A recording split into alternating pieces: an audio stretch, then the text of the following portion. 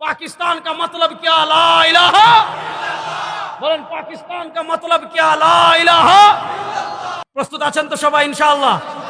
শেষ কথা বলে যাচ্ছি শুনেন, আমাদের বাড়ির পাশে কিন্তু লাগছে, খবর পাইছেন নি? আমাদের বাড়ির পাশে গতকাল থেকে লাগছে। আমাদের সতর্ক থাকার দরকার আছে না নাই? আমরা বাংলাদেশের মানুষে বাবা, এখানে যারা আসবেন একজনও জীবিত যেতে পারবেন না ইনশাআল্লাহ। এই ভারতকে কি আমরা ডরাই? জোরে বলেন। ভারতের আধিপত্যবাদ যদি বাংলাদেশের দিকে হাত বাড়ায়, সেই কালো হাত ভেঙে দেওয়ার জন্য প্রস্তুত আছেন না ইনশাআল্লাহ? আপনি ওই যে দেখেন প্রেক্ষাপট তৈরি করছে, মনোযোগ। ওইদিকে দেখেন আল্লাহ নবী সাল্লাল্লাহু আলাইহি ওয়াসাল্লাম চূড়ান্ত ভবিষ্যৎবাণী করে গিয়েছেন।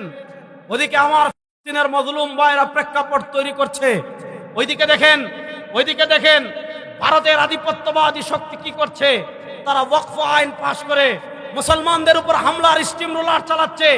নিজেরাই পেহেলগামে বোমা ফেলে পর্যটকদেরকে হত্যা করে তারা পাকিস্তানে হামলা করে মুসলমানদের হত্যা করার ষড়যন্ত্র করছে। ওই ভারতের মুতখুর এক বিজেপির আপনারা বক্তব্য দেখেছেন, বিজেপি নেতার, সে বলেছে বাংলাদেশকে তারা বানাবে আর তারা হবে। আপনারা বক্তব্য দেখেন নাই? আমার নবী করিম সাল্লাল্লাহু আলাইহি ওয়াসাল্লাম 1400 বছর আগে ভবিষ্যৎবাণী করে গিয়েছেন। আমাদের আকীদা হলো সারা দুনিয়ার সবার কথা মিথ্যা হতে পারে, সারা দুনিয়ার সব কিছু মিথ্যা হতে পারে, আমার নবীর একটা কথাও মিথ্যে হতে পারে। বলেন আমার নবীর একটা কথাও মিথ্যে হতে পারে? কেন হতে পারে না? আল্লাহ কোরআনে বলেছেন ওয়ামা ইয়ানতিকু আনিল হাওয়া ইন হুয়া ইল্লা ওয়াহয়ুন ইউহা। ওয়ামা ইয়ানতিকু আনিল হাওয়া ইন হুয়া ইল্লা ওয়াহয়ুন ইউহা।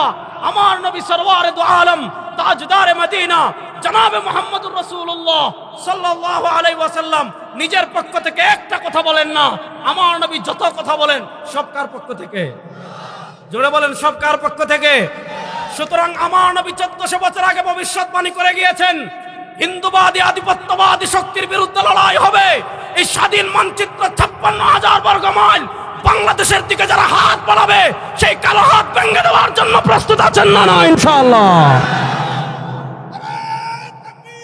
ভাই সময় কম, স্লোগান আমি পড়ে দিবেন। এবার যে কথা বুঝেন, এই বাংলাদেশের ইসলাম এবং স্বাধীনতাকে প্রশ্নবিদ্ধ করার জন্য, হুমকির মুখে ফেলার জন্য গত 52 বছর ভারতের আধিপত্যবাদী শক্তি আমাদের মাতৃভূমির বিরুদ্ধে যে কয়েকটা ষড়যন্ত্র করেছে, তার ভিতর অন্যতম হলো আমাদের উপর সেকুলারিজম চাপিয়ে দিয়েছে।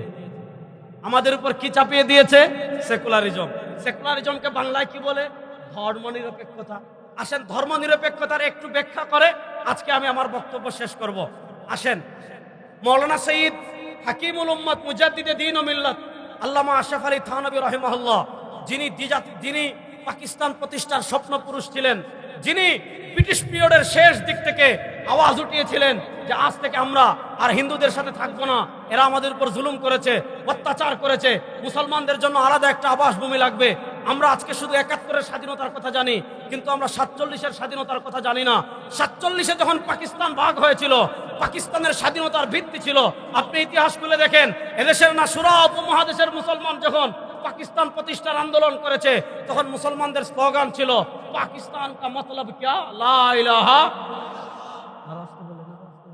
পাকিস্তান কা মতলব ক্যা, লা ইলাহা। বলেন পাকিস্তান কা মতলব ক্যা, লা ইলাহা।